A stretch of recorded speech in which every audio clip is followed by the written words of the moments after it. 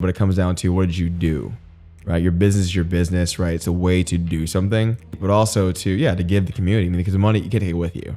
So how many people's lives did I touch? Was it through, sending kids to Austin Sunshine Camps? Was it to funding scholarships for college or private school, wherever it may be? Thinking about death, but like in a positive way, in the sense of, it's going to happen, right?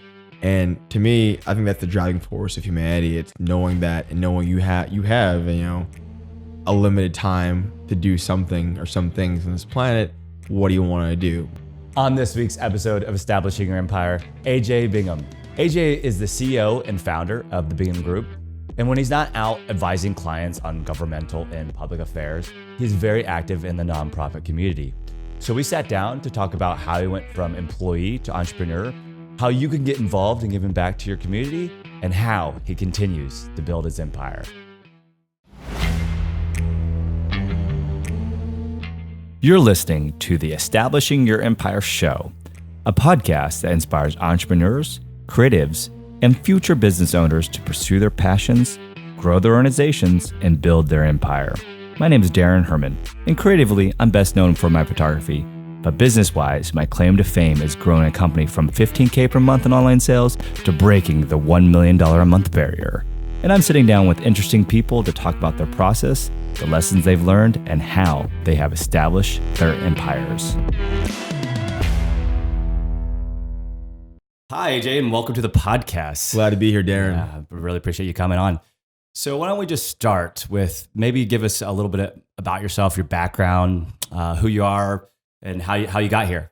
Yeah, so I'm sure this is in the show notes, but I'm a lobbyist with the Bingham Group. It's a firm I started almost 3 years ago. We'll be 3 years old April 10th of this year. It's quick overview background. I grew up in Austin. My dad was in the Air Force.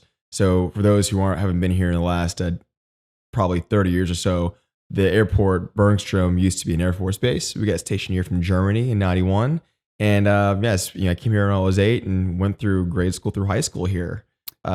Went to undergrad in North Carolina at Wake Forest University, and then I went to law school in Topeka in your neck of the woods at Washburn Law, and went straight through, graduated 05 for college, or 04 for college a little early, and then 08 from law school. Came back to Austin right after law school, and with the goal of getting in the Capitol here, legislature, and then getting the lobby after that. So did you always think that you were wanting to be a lobbyist? Is that kind of like something you always had a passion for, or did that you fall into that? No, and I don't think a lot of people do. I think the lobby is one of those professions that's not really talked about. People obviously have ideas about it and generally know about it mostly from bad press and so on, but it's not a profession. Have you ever seen Thank You for Smoking, where you have someone's parent come to school and talk about being a lobbyist? I do a lot of talks like career days with grade schoolers in middle school and high school, because I think it is a very interesting profession, and definitely one that, there's definitely a need for diversity in it, right? I think you can make a great career out of this. And so I try to, when I'm invited to talk to students about it, kids and college kids too, just to open the doors open eyes to what we do and what the profession's about. So why don't you give us like a little background what lobbying is and what that means? Yeah. Essentially, we are paid advocates for we'll pull back. You can be a volunteer advocate or a paid advocate, right? But the basis of the job is on the professional side. We represent an entity, right? So it could be a nonprofit, like American Heart Association, Goodwill, things like that, or a business group, right? So McDonald's, any kind of corporation, large or small, right? I represented some small businesses in Austin on issues, and some large companies too.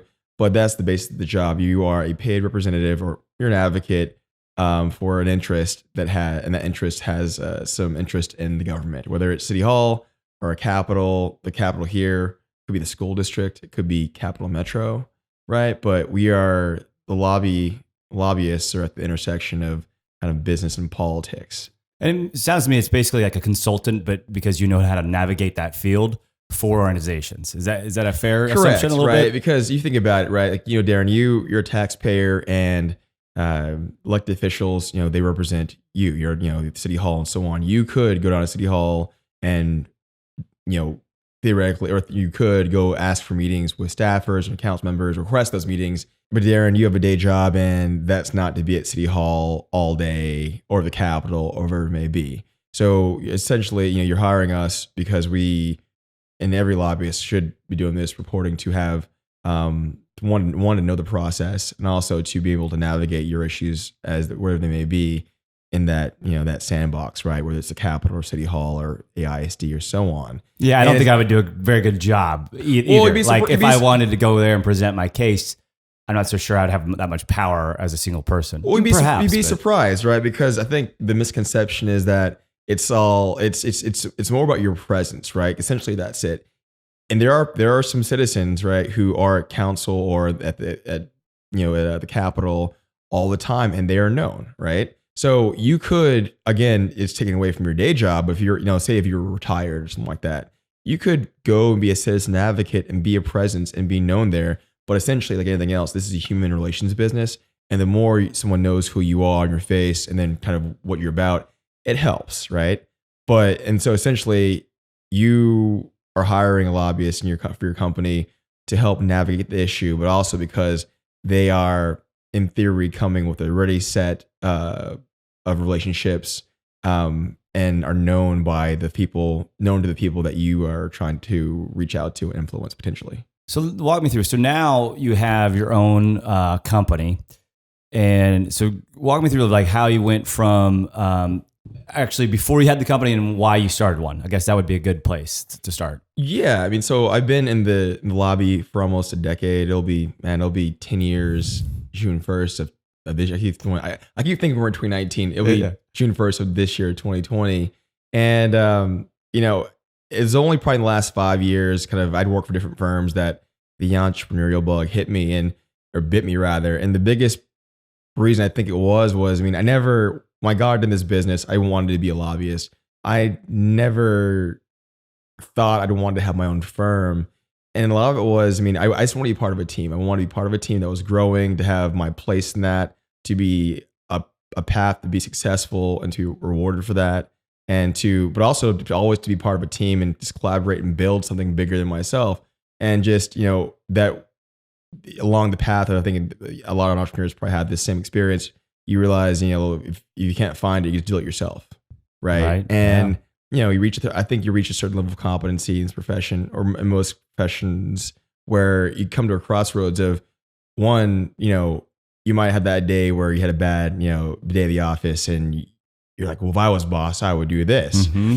And then one day, kind of probably midway through my career, that thought hit me, and I could really pinpoint what I would do if I was boss. So it wasn't just so much me just saying it to blow off steam, like this is BS, and if I was boss, it wouldn't be this way. I had in my mind, like, if I was boss, I would do X, Y, and Z different, and it would have these impacts. So it was almost the kind of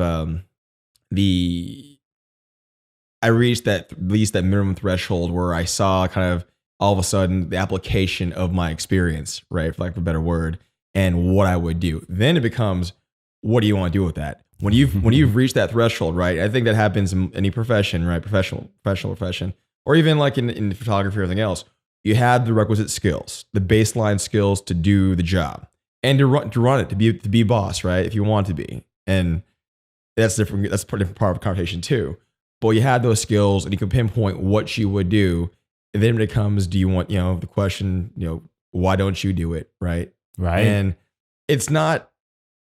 I think it's a positive that we've seen the last probably decade, right? The rise of entrepreneurship as a ready path, right? When I was in high school and college, there were people who did it, but it wasn't like promoted the way it is. There weren't college programs for this stuff, right? None of that. Now it's like cool to be an entrepreneur. It's cool to be an entrepreneur.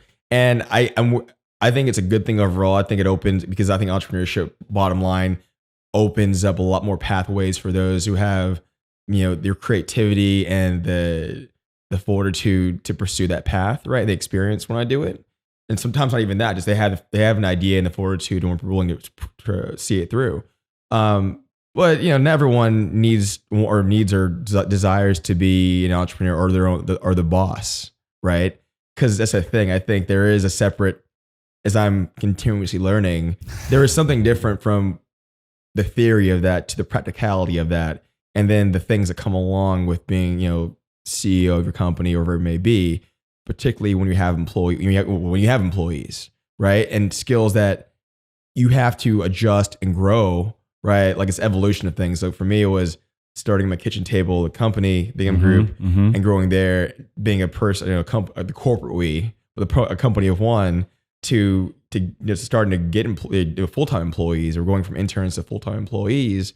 And then recognizing, okay, like I know how to be by myself and lobby, like, as a lobbyist, but now you're getting into things like I need to plot out like, just insurance and culture, right? Right. Am I giving my people, because we're a private company, like I view our clients are our shareholders, but the people that work for me are definitely shareholders in the sense of who I'm accountable to. Am I giving them what they need as much as what our clients need? Because if our team's not being built and it's being dysfunctional, then we can't serve our clients well. Yeah, I mean, it's going from being just an all-star single player to being the coach and the all-star usually. Sometimes, and then also this is a good point, but the goal of Bingham Group is never to have one. I want a deep bench of like 18 players, but it's also to know when it's the tension of going from player to coach, and can you do that, right? Because sometimes a good team, like you don't have to be the best player to be a great coach. And most of the coaches in the NBA weren't players, right? Even they were players, they weren't the all-stars, but they're really good at coaching, which takes a different mentality and skill set and almost a check of your ego to let it go, so. to boost a star or stars up. You gotta let it go from yourself. And it's harder, I think, particularly when it's your own company. I have a hard time, the stuff that I'm good at, of letting other people take control of it. To me, we do a whole range of services, so it's very easy for the stuff I'm not the best at. Very easy to let somebody else be, kind of let that, whether it's the direction of the specific project or actually the way the company wants to go. But the stuff I'm like good at it, I have a tougher time letting go. Yeah. It's like training, right? You got to let people within reason. They're only gonna get better if you give them the space to evolve and become better. Like just like you and I both did in our professions, but also realizing that once they reach that threshold where they are good as you, or you're being better, it's your company. You're freed up. You can do, because you have to invest in them to give you more time to plot for the future, or to be on a family vacation or so on. Otherwise, you're always going to be doing everything. Yeah, right? Which isn't the point of being an entrepreneur. The point is to hopefully have more time to yourself. Yeah, and that's actually a common misconception is, if I work for myself, I have more time. Well, it's always in your mind. Yeah, it's in your mind, it never gets away. So for me, the battle is trying to take more away time. Not so much like the company, it's your baby. It's never off your mind. But the best you can do is maybe give yourself some space for a scenery change. Really just let those ideas with the company evolve, kind of flesh out more, air out more than they would when you're kind of in the grind of like your market, like for us being Austin. Yeah, I completely agree that if you're always in the weeds, it's very difficult to come up with strategy and come up with new ideas. But when you step away to a different scenery, as you put it, then a lot of times you can you might not be actually at your desk working, but you're getting some other tasks done like strategy. Let's back up a little bit. So how did you go from, okay, I'm an employee, to say, how did you what steps you go through or thought process to actually create your own firm? Yeah, so the thought was there, and it would kind of come in and out, right? Depending, I was still working for the company at that point, and it would come in and out, but it was always kind of present, right? Like I would get busy for a few weeks on a project, but then that thought was always popping. Like you can do this. It was the kind of, if you can build, or if you build it, they will come kind of thing for those who are of a certain age. Remember that movie, right? But it was that thought, like you can do this. And it was, you just know, when you know yourself, you know that when you should be doing something, you're not doing it, like that, there's that weight on your shoulders. That's what it felt like. And then it kind of will keep growing, and, got to a point where I realized, this is one of those key things, those key kind of crossroads where if you don't try this, you're going to regret it, right? And the beauty, I think, with age, we're about the same age, is you have enough experience to know when those things, when those things, the things you've missed in the past, that you felt the way you did, and you know what the regret you have about those today. And then it should hopefully help inform you about those decisions as those things pop up in the future. this is one of those things I really realized like I need to make a go of this. Obviously, I think I wasn't the type to just jump into it, but I knew, okay, I'm not ready to go right now, ready baked right now. But this is something probably 3-year horizon. What can I do right now though? What steps, actions can I take that keep that momentum going? So for me, it was forming an LLC, right? Limited liability company. At least so it became but then it was real. It was on paper, it was a real. I had an employment or identification number, EIN. I had an actual certified letter from the Secretary of State's office saying you're a company. And did you do this while you still had a day job? Yeah, just to kind of put the wheels in motion. Yeah, because I mean, I've heard like it's like anything else, right? With any kind of gold mine, you hear people talk a lot about what they want to do. Well, I want to start a company, and these are all the great ideas I have for it.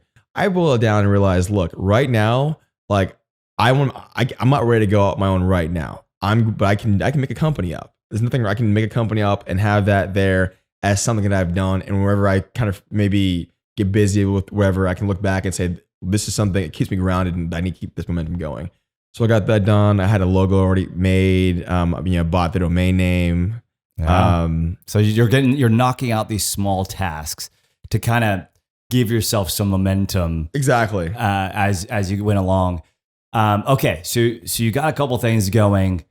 Was there what made you quit, get fired, release? How did you actually say, okay, enough, I'm on my own? You already had the fear of, what if I don't do this? Yeah. So my last my W-2 job, there was some leadership changes at the top, and then I was part of that sweep on the way out. And basically, It was I had honestly planned on it was out 6 months sooner than I planned on, which is how sometimes those things go. And that was it. I was like, well, I have in my case, it was like I already have the logo made. And it was corporate. It was a high-end designer. Had all the pieces that were there to go, right? No more excuses. Contact list. I mean, everything was made. So it was thankfully I didn't have to scramble. It was already made. And then it became, what do you want to do? So it was there. I reached out to a friend who was a photographer. Like, look, I need to get some quick shots up to put on the site. Me and a tie and whatnot. So we ran down to the Capitol, ran down to City Hall, got those, threw them up, queued an announcement from like a Monday morning on April 10th, 2017. And that was how we started. I love it. So you had the little push, right? Yeah. Do you think without that third, like a push that you couldn't control, do you think you would have started it? I would have, right? I mean, I was mentally committed to it. It's like that. I think it was. I don't know if Mike Tyson said it or not, but it was like the everyone has a plan that they get punched in the mouth or the face, and it's that, right? I mean, I had a set think. I'm gonna quit on this day and use the previous 6 months to line up clients and so on. And it was a gut check. I got knocked my jaw or my gut, and it was you're on the ground on your knees, and you're like, what are you gonna do, right? And in my case, it was just I'm getting back up and moving. I'm not gonna, life rarely goes as you plan it, right? And it was more just this is how it's gonna be, and I'm gonna have to make it work and move.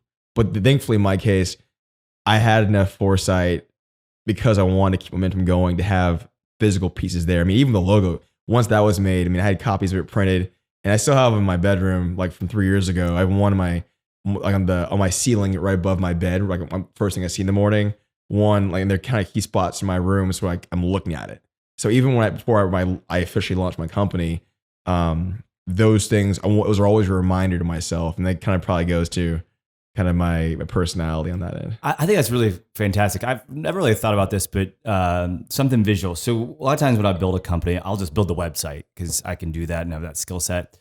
And even like this podcast, I was like, let's start going and filming and putting something out there that seems real. So it's interesting that the logo was a big visual representation for you to say, okay, this could be real. Because a name and a logo really, when you look back, is nothing, but it was something to you and it meant something. So it's your flag, right? I mean, to me, it's and it depends on your personality, but it was a visual manifestation of what you're looking to achieve, right? Versus, I mean, everyone has that thing, right? But for me, it was important to see that reminder every day and to know. I guess I'd hacked my own brain and knew how I work, right? To know enough to say, I put my face every day. I'm not going to forget about it. Right? Yeah. And yeah, especially with being there. So, okay, now that you've started and you've been going for a couple of years, is there anything that you wish you would have done differently when you started? No. I mean, there's some lessons we learned like in the last kind of 2 years. We're getting more into version 2.0 of the company, kind of going from one person to multiple people, more than two people, right? But no, I think hindsight's always 2020, but all those things also are gonna get better. Like if I had made zero stumbles or anything else, or nothing had ever kind of gone sideways at all, you're not prepared for the future. Those things are gonna happen, right? Eventually, unless you're playing it. They're gonna happen. Yeah, you learn from them. So how do you get clients? Like, is there like a marketing approach? Because it's a completely different world to me. Yeah, so a lot of lobbyists don't necessarily like they're not billboards for lobbyists and those kind of things. Right. I think the main way it happens in the industry, it's referrals. Also, there's I think I call them qualified cold calls. So you could have, for example, an article in the paper about a company moving to Austin. You look the company up, you see, and this is background too related to this. In most states, lobbyists have to register with the state, right, with their ethics commission. So you can go, the city of Austin. Certain cities have lobby registrations as well, right? So you can go online at the state level and local level and look my name up and see who I represent, right? That's kind of how it goes in most states. At the local level, not so much sometimes. Anyway, though, a company moves here, I look the company up, see where they came from, see they had lobbyists in that state. And if they did, that's great. It means like the hardest part is like if no one's ever used a lobbyist, how do they know? They're not familiar with it, right? So if they've already used lobbyists, that's one hill you're already over. They probably see the value in it. So you don't have to sell yourself and the value of lobbyists. You just have to sell yourself. Correct. They're used to it. Then also it's figuring out, okay, so you got that hurdle. Then it's what issue is going on in that state that's going on here, or just related to their business, what's going on here. That's the tie for me to want to call you, Daran, about some issue, right? So it's not just me calling you as lobbyists, like, hey, welcome to Austin, welcome to Texas. It's saying, Daran, I saw, you're the general counsel of your company, or even the CEO. Like I saw you were moving here from San Francisco to Austin, and I was looking at the issues that you're dealing with the city out there and the state. And just so you know, it's a little different out here in terms of the makeup of our government, but a lot of those issues we're seeing brewing here. And I saw you had some out there. So, the same thing's going to happen here. And whether you hire me or not, it's going to happen probably. So you should probably, take that what you will, but I'm letting you know the lay of the land here and go. Versus me just calling you trying to, hey, what are your needs, right? It's our job to really, to do some research. Yeah. And then also, it sounds like you almost provide a little value right away of saying, well, this is what we're seeing a little bit, as opposed to just pitching them, right?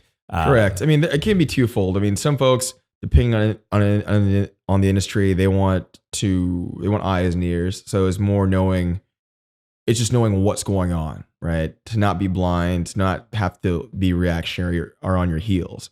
They want to be able to know if nothing's going on, to make sure nothing is going on. But if something is going on, how can we get ahead of it and be proactive on it versus waiting for it comes out in the Statesman, the paper here, right? That's the value. It's just eyes and ears. And then when there's a need to be proactive and engage, how are we doing that? How are we navigating the process to be effective for that particular client's interest? Walk me through. I see with your LinkedIn profile and such that you have a very nonprofit background. Maybe walk me through why you're into that and what you're doing and maybe your experience there. Yeah, just kind of as background on this, when I first came back to Austin, I had two goals. One was to get into the lobby, be a lobbyist, but also I'd been away for 8 years at that point almost, and I came back. The city had changed so much dramatically. I think for the better overall. And just growing up here, I wanted to be a part of that, right? And it wasn't just like West 6th Street, Rainy Street, all that stuff. I did that, got that. I did that. A lot of fun. Yeah, it was fun.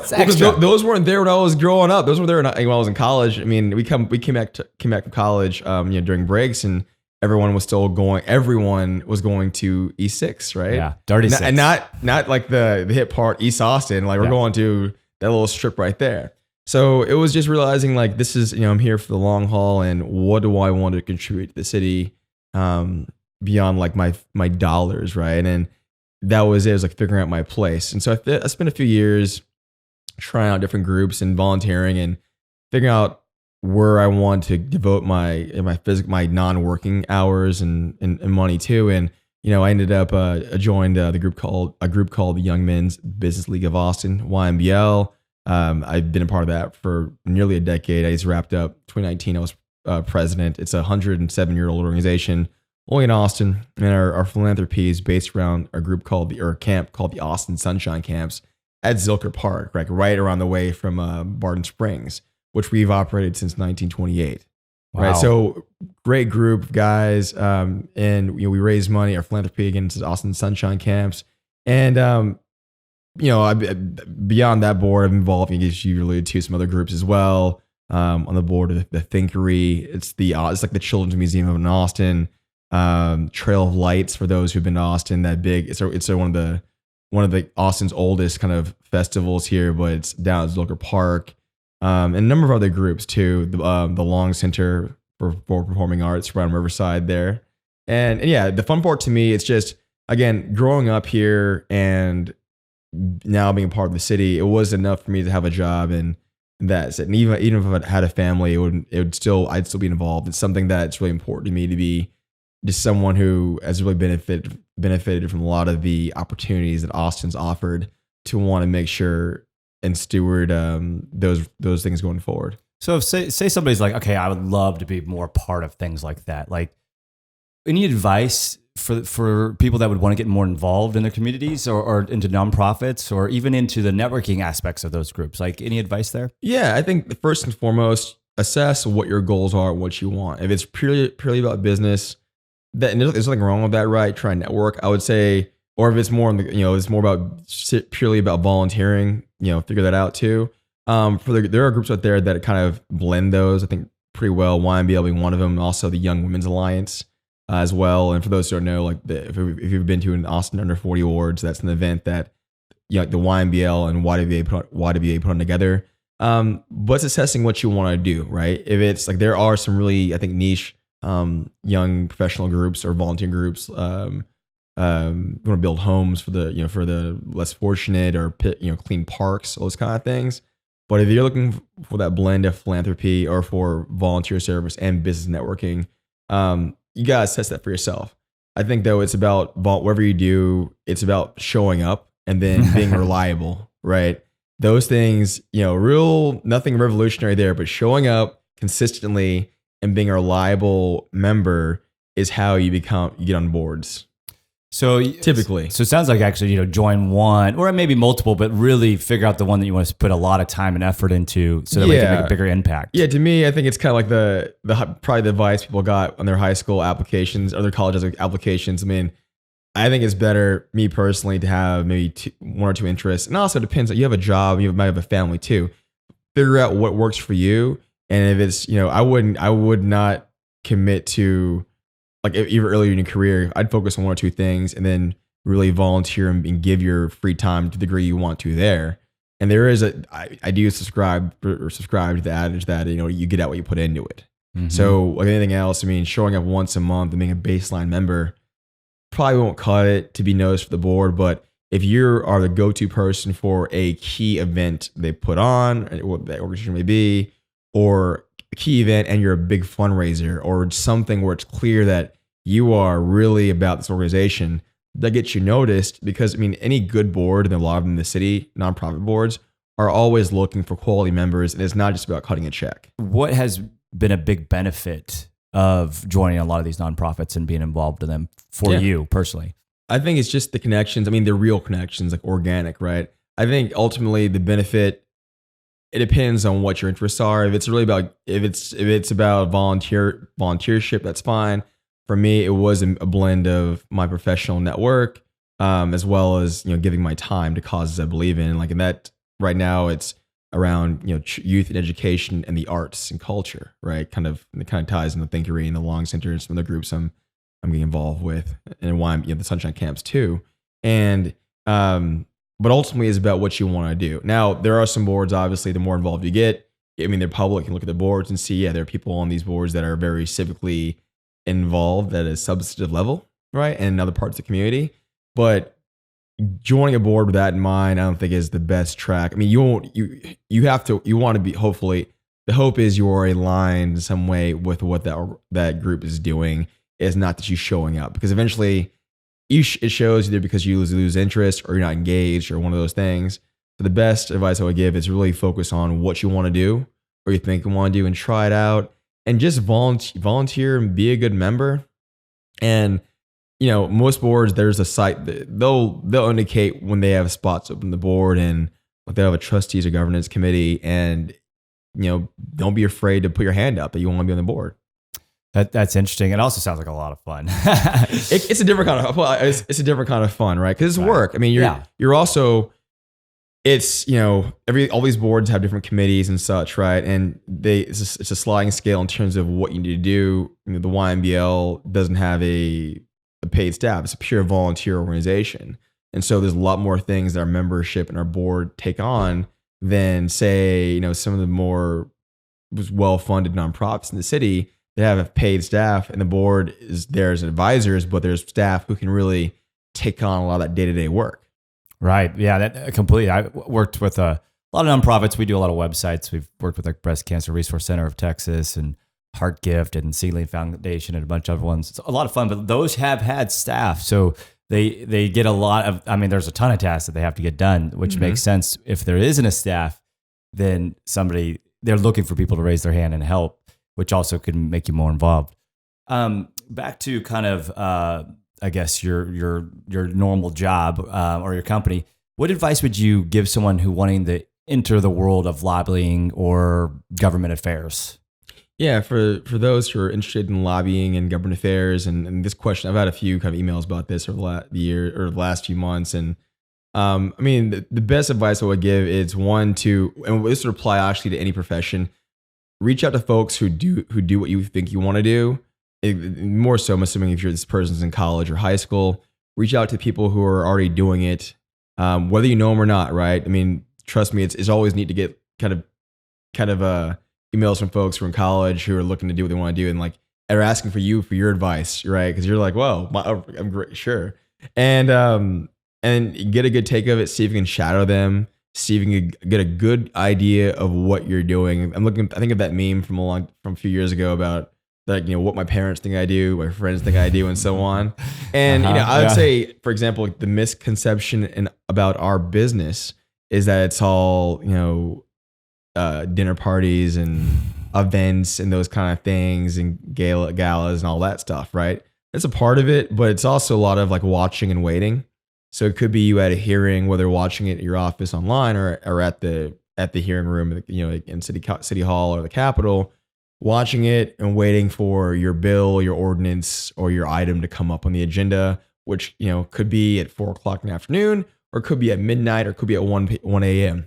But you're watching, right, the whole time, and you're just watching. You're waiting, just waiting for your item to come up, right? So you might be there all night for 30 minutes of action, or they postpone it and you come back next month for it, right? Yeah. But that's a big part of the job is that, and like emails and phone calls with people and arranging meetings and thinking, and also just thinking about what's going on, all the inputs, right? What are you seeing? From what you know about that sandbox, what's going to happen next 6 months, next 3 months, and so on, and try to stay ahead of it. So have you had any any resources to help you along on this journey, like to get better in your field, books or people, mentors? Yeah, some of it, a lot of it's experience, just right to its experience. You watch a lot of hearings, you see other lobbyists testify or work, and you kind of, I've had some folks who I was able to, early in my career, to work under and see how they worked and operated, both for the business of this, and also there's like the business of lobbying, a lobbying firm, and then actual lobbying, and having good, I think, early examples and or just kind of how this whole business works, and mentors too. But yeah, not really books. A lot of it, lobbying, it's one of those professions that's not really again talked about or published about, right? Typically, there's no like school on this. Actually, take that back. I think there's a program, like Georgetown has a program, some certificate for advocacy, but the best is just from like doing it, going out and being around it, and then you pick up skill sets there. And yeah, because it's rarely what you think it is. So what's your favorite memory related to owning your own company or starting your company or just running it, right? Yeah. I think it was, there's always that big account moment, right? Where in like, you go from we're moving, we're getting some revenue coming in or some income coming in. And then that one hits that really, based on your books, your numbers, that this establishes you in terms of the thesis is proven. I mean, the thesis was kind of being tested and like month to month you're good, but like this one really lets you, it gets you over that threshold, or that, quote unquote, that threshold may be at that point, right? It also makes you believe that it's real, like that it's not just you that thinks you can do this, right? It's different, right? There's the checks. There's the accounts you get, obviously, that people believe in what you're doing and you're buying, right? But then as the business, knowing, it depends on what your goals are to grow. There's that one that, and I've been reading a lot of just kind of, biographies or autobiographies about different entrepreneurs who started big companies. Phil Knight, Shoe Dogs, right? And thinking about, okay, like, that influx moment, right? Well, there has to be in a corporate history of anyone's history, there are key threshold moments. I mean, that's a better way of putting it, right? And I think one of my fondest memories, it was two. One, when I pressed the button to send my announcement, again, April 10, 2017, when there was real, right? Because, you might tell people in your mind, oh yeah, I'm starting a company and so on. But I had a list of like 100 people, city hall staffers, capital folks, people in the community, and like I'm putting it to the world. And again, you're putting, more so when it's your thing, and my name's on it, it's my last name's on it, it's to the world, like this is the thing, and you go. And that's to your complete professional world. That was everybody who probably knew you. Correct. Because that's the thing. You again, I think, the business is going to come to you unless you let people know what you're doing, right? Mm-hmm. Which it should be common sense, but a lot of folks don't really, I don't think, do that well, right? So that threshold, obviously, of making it real, like real, beyond like it was real on paper. It was an entity, but who knew about it, right? Like to my friends and family, this was the people I didn't know, or not, like they weren't like these were business relationships. Yeah. There's that threshold. Yeah. Then the threshold when you reach kind of those key accounts that, that figure, in someone's mind, everyone's business may be different, right? But it was when I launched it. And then when we got to that threshold of accounts, accounts that allowed, that I knew I could move to the next level of getting office space and then hiring people. Yeah. It's kind of interesting because that was probably something you might not have even really known that figure was in your head, but like as soon as it hit, it was this justification of what you're doing. How long did it take you from when you started to get the first client? You hit send that button. Did it happen right away, or was it crickets for a while? Because I'm sure this sales cycle isn't 2 seconds normally. It's probably a longer sales cycle. No, it's very. I mean, at least I'm like so on the contract lobby side, right? So you have people, you have folks who work in house for a company. They're lobbyists, right? Like they're government relations professionals. So they'll register a lobby, but they represent one client in that company. On the contract side, it's it's eat what you kill, right? Mm-hmm. I mean, you're, they're in the same industry, obviously, but you have people you work with, you have accounts for shoots or anything else, or sites you might develop, or you don't. And you have to go out there, you're drumming a business. So in mine, I launched with 0 clients. And, but day one, I realized I'd been around this business enough to know most people don't, it wasn't from lack of experience that they didn't make it right, or even not, or just ability. It was just the client part, right? Could you last long enough to get those accounts coming in to fund your business, your runway and everything else? And thankfully, I had prepared for that financially some, and I knew what my kind of number was in terms of how long I had to do it.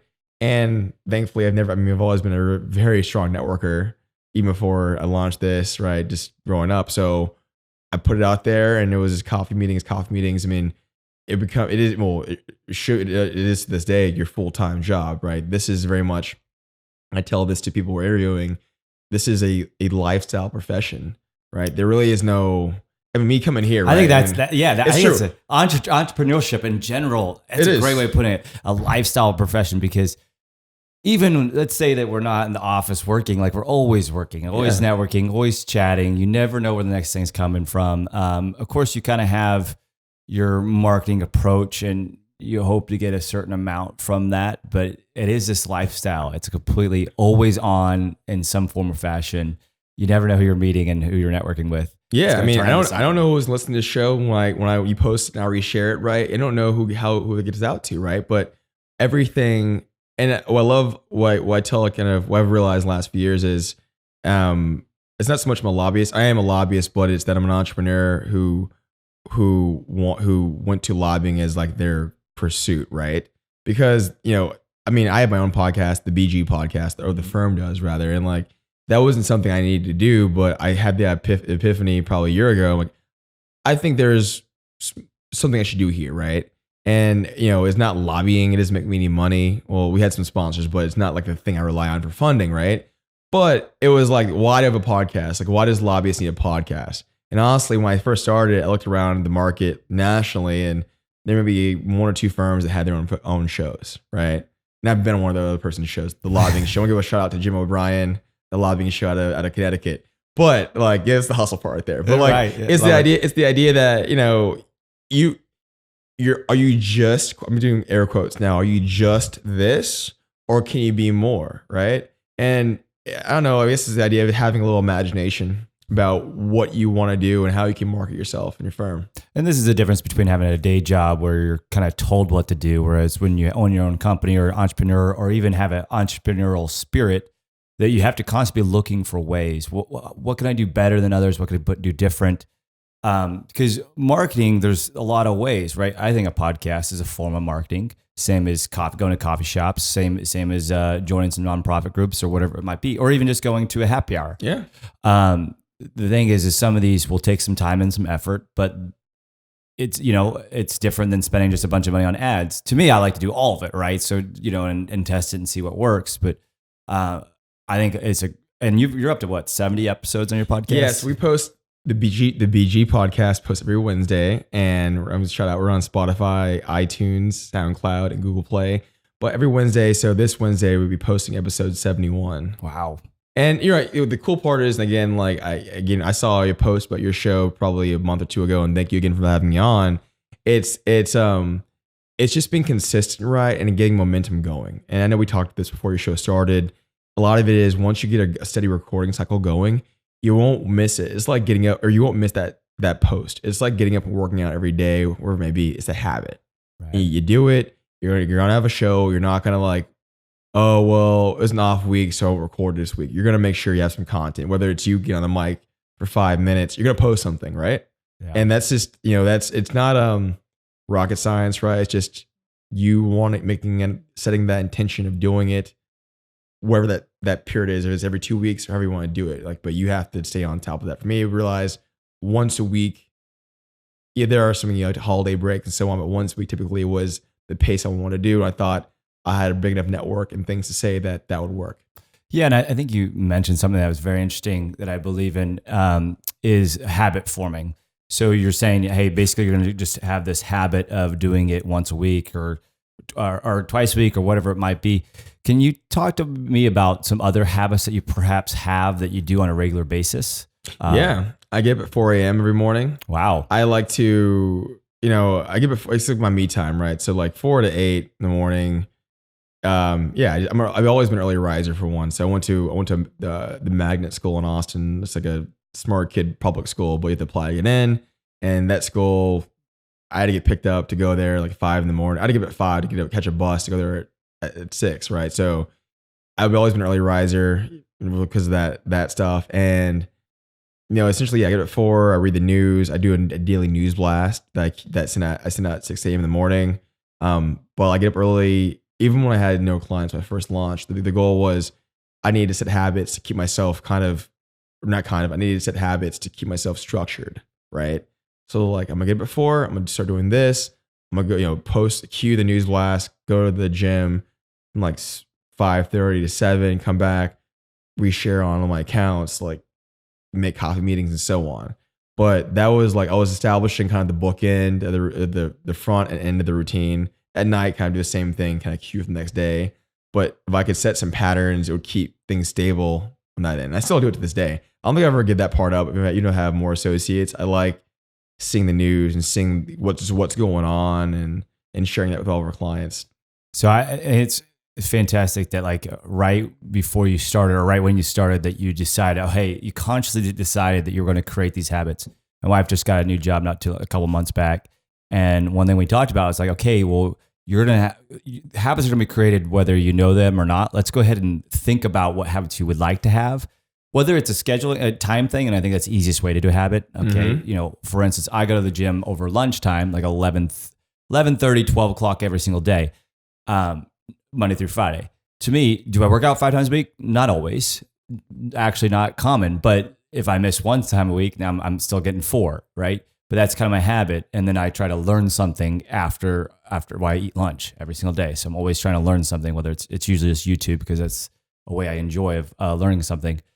But if you do these things, I think it's a great hack to if you look 2 years ahead, you could become an expert in something or be really fit if that's what you want to do with the gym. Or for your case, well, I think that's interesting that you do something every morning to send out to clients. I bet there's a lot of people that look for that. Yeah, so it's cool too. Like I remember probably like a year into it, right? I was just kind of getting burnt out from doing it, right? And so I put a post out saying, at least an email, hey, I'm canceling this. And I got feedback, like, oh, hey, I love this stuff, X, Y, and Z. I mean, I'll post the headlines I'll find 3 Austin Metro stories around business and politics, 3 state of Texas stories, and 1 or 2 national stories. Then I'll throw in on Wednesday posts, I'll put a link to our blog or a link to our podcast rather, and a blog post if it's something going on.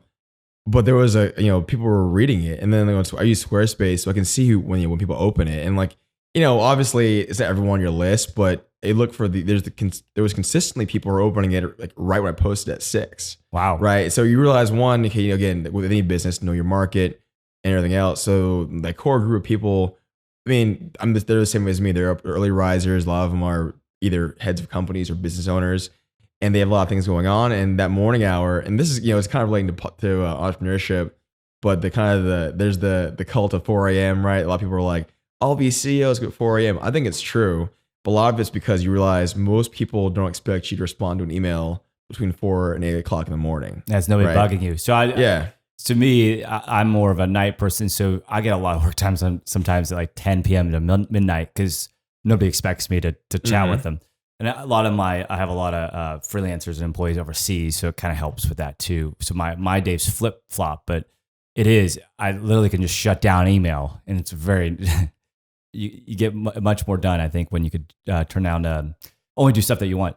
So what does success look like for you?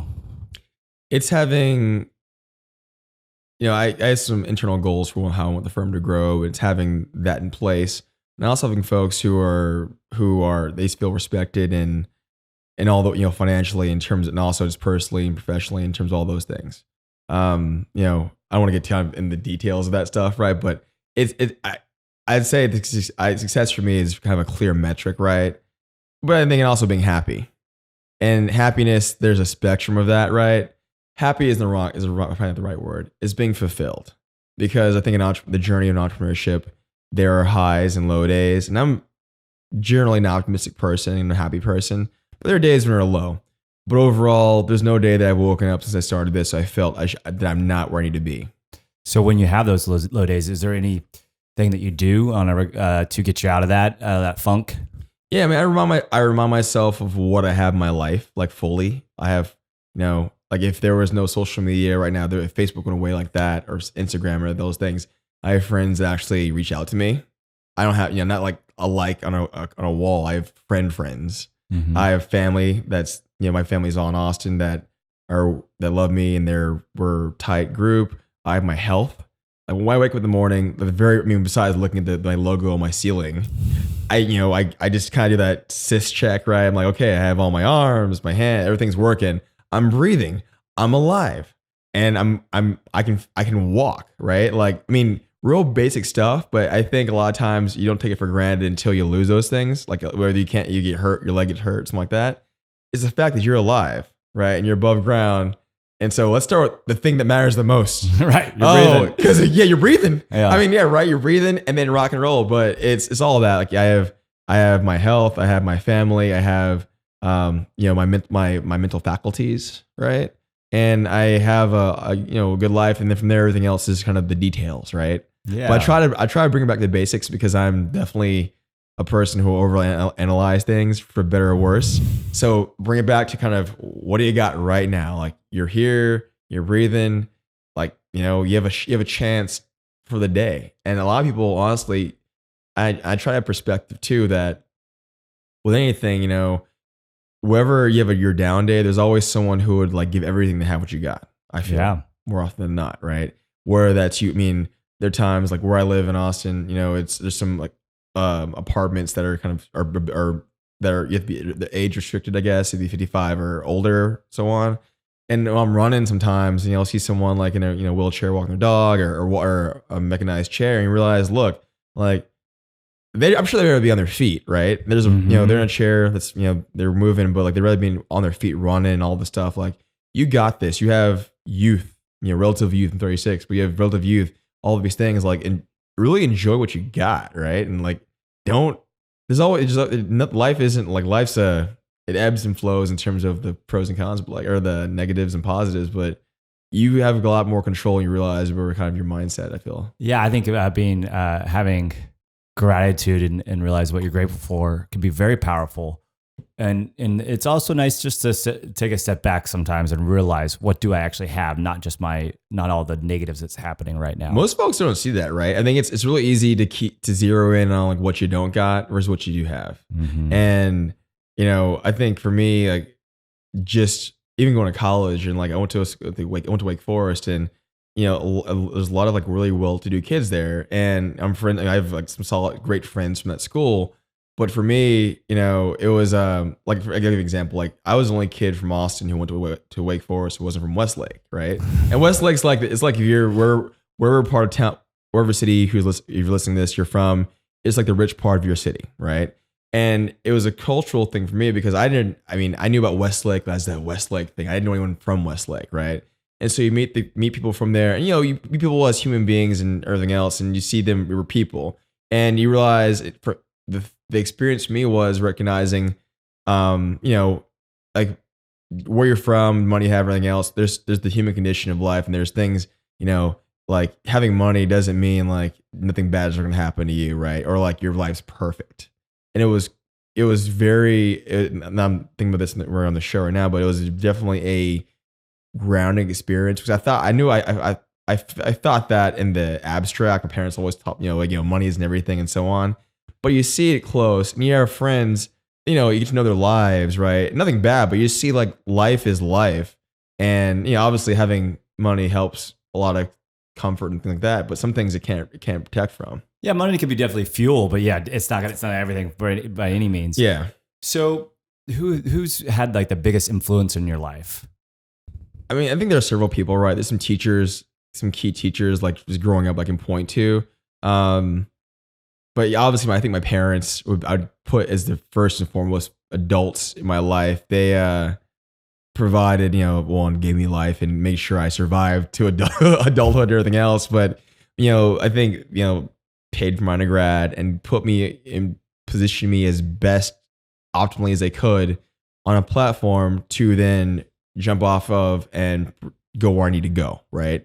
And I think that's the best, not having children, but I want them someday, but like that's the kind of the ideal is look like we know what we know and we're doing this and giving the best we can for you. But ultimately, once you reach, there's the point where you're an adult, you're a man, you're a woman, and you got to make the moves for yourself. Like your parents, ideally can't protect you and save you from everything. You got to go out there and go. Yeah. And what do you want to do with that? And hopefully the best is that they've equipped you enough to be the man or woman you're meant to be. And, you're going to stumble along the way. You will, but that you will survive those and develop the person you're meant to be. Yeah, I mean, you still got to make something for yourself. I mean, they give you a great starting point. They did, but yeah, very much. I mean, it's a lot of work, though. I mean, I see them. Yeah, I mean, it's a lot of work, but like, I've dinner at their house every Sunday. I mean, it's they did everything and gave me everything that they could possibly give, and even like I ran the 3 half marathon rather last Sunday. They picked me up early in the morning. We're at the start of the race. We're at the end of the race. going back to my office to change everything else. We're hanging out. So, I mean, It's awesome. even to this day, it's, everything that I do, I might do a lot of events just so they can see kind of the fruits of their efforts, right? Because you can go with that, right? We're guys. So like more so for my mom, right? Like as a tangent, it's just like, I can imagine growing someone and then like you're a baby and like, you don't know what this baby's going to be. You don't know what this toddler's going to be. They're eating bugs and stuff, right? Like you're like, oh, kid. And then all of a sudden you're on stage presenting an award or giving a speech, right? And like, imagine, I want that feeling one day to see like, your progeny grow wherever they're going to be, but it's a powerful thing. And for me, the best gift I can give my parents, beyond great vacations, those kind of things, right? is them saying, okay, you know what? We didn't mess it up. Right. Yeah, sure. I'm junior too, right? I'm the firstborn. So it's just like, it's saying, okay, like, he hit his head, but he's all right. He's still kicking. Yeah, he's moving around. He's doing something in his life. So what does your future hold? I think the future, this continued growth of the firm, the growth of my community, my civic and community involvement, being able to give more. I think it's been interesting to me, just, as you kind of come into your mid 30s and your career is going a certain way. It's I think as I've made more, my capacity to give grows, right? And like it's fun. Like and I definitely put that in my mom in terms of like she'll give her shoes away or everything else, right? She's always had a great giving heart. Both my parents, my mom especially, has been an influence in me in that way. And I've it's just being able to give more. Make more, give more, and have fun. Like in the city's growing immensely. I'm enjoying it. I'm a local who loves the amount of capital coming here fiscally or financially rather, and this human capital, the ideas, the energy is coming here. I'm enjoying it and just want to take advantage of all that and grow with it. Yeah, you're sounding like a little bit more like me. A lot of people are upset about Austin, Texas, and how it's changed and it continues to change. Well, it's always changing, right? Like change is inevitable. I think either our city is Austin's going to. There's no kind of stagnation, right? Either the city is going to do a slow death, or we're gonna grow and grow. That's the way I look at it too. Is like, would you rather that opposite? I think there are some that probably would want to have like nothing change, but that's not the reality. What would you title this chapter in your life? Man, I would just call it chapter 3, the 20s, this being 2020, this decade, right? Like I think it's funny. I look at my life as chapters, right? Just give perspective on, not necessarily a fixed like age, right? But just, usually there are those moments, those transition moments, right? That kind of bookend, start and kind of represent a close of a chapter. And definitely where we're going now, going into this decade, definitely aligns with that. And yeah, I'm looking forward to seeing how we come out in 2030. Yeah, it's fun. So last question, how would you like to be remembered? As someone who cared about the community, honestly. Businesses are going to come and go, right? And you see that from other, the railroad barons, the tech titans now, right? Ultimately, you make even back in the day, the Medici, all these people, right? The Medici, rather, all these folks, right? You make all this money, but it comes down to what did you do, right? Your business is your business, right? It's a way to do something. And yeah, I think if I had two goals, it's obviously to be successful for our clients, to grow and to help develop and foster a lot of great careers for my associates and so on, personally to be wealthy, but also to give the community. Because the money you can take it with you. So how many people's lives did I touch? Was it through, sending kids to the Austin Sunshine Camps? Was it to funding scholarships for college or private school, wherever it may be, or what, right? But like to me, that's the end of the day. And then day is like how many lives you affected. And like I think about it sometimes, when you think about death, but like in a positive way, in the sense of it's gonna happen, right? And to me, I think that's the driving force of humanity. It's knowing that and knowing you have a limited time to do something or some things on this planet. What do you want to do? But that our finite nature is what motivates me anyway. And every day again, it's a blessing to wake up and breathe and be able to be on your show or these kind of things. and you max your time out, right? Like more so, it's interesting being in your mid 30s. Like we're not. I'm 36, 37. Like we're not old, we're not young, but it's just the fact of like we know, there's when there's a clock, right? We all have a clock, and and it's just recognizing. It's almost like how much can you pack in, right? But it's just fun though, because it's like it motivates you. I mean, for me this year, I recognize, yesterday Sunday I ran half marathon and 13 miles, and I already signed up for the Austin Marathon next month for half mile. I got a Spartan race and like obstacle course race in May. I'm trying to pack in some other things, but like recognizing it's just I want to rock and roll and push it, man. Like go like well then not like kill myself obviously, but just I have a lot more to go, more gas in my tank. And I think if I had to close out my chapter or close out the book rather, whatever that is not to have any gas left. Because what's the point? I love it. That day, whatever that is, like coming home day, if you will, like my culture is like being able to think about. Is that point honestly that drives me too? It's just did I do everything I could have done, right? And I'm fortunate enough to have had those experiences earlier on when I missed those opportunities when I should have acted. I should have done that thing, quote unquote, right? And now I never want to miss those things. And I try to take advantage. I like your point about learning something every day. I mean, getting more input, more inputs, more reading, more if it's audiobooks or whatever else, getting it all in. Like we have a lot more free time in our day, especially in this country, than we want to recognize or acknowledge, right? And for me, it's like you realize how much time you've wasted in the past. But while you have it, one, you realize that, but now you have today to do what you want to do. And what are you going to do with it? Sit there and watch. I mean, I watch Netflix and those kind of things, but also I make sure, like for me, my goal was I'm reading 2 hours a day. So I break it up into 20-minute increments or 30-minute increments. I get it done. But I find the time, right? So before I go to the gym, I go at 4, 4:10 to 4:40, I'm reading a book. And I go to the gym. I come back, I'll read another 20. You make it work. You can do it. No, I love it. I think you're well on your way to your of how you want to be remembered. And AJ, I really appreciate you being on the podcast. It was definitely a pleasure. So Daran, thank you for having the show. I'll love to be back at some point in the future. And it's fun. And again, it's the Bingham Group, the www.binghamgp.com. And we'll definitely have that up in the show notes on YouTube. You'll be able to, it'll be all over the place. And the website, establishingyourempire.com. All right, cheers. All right, cheers.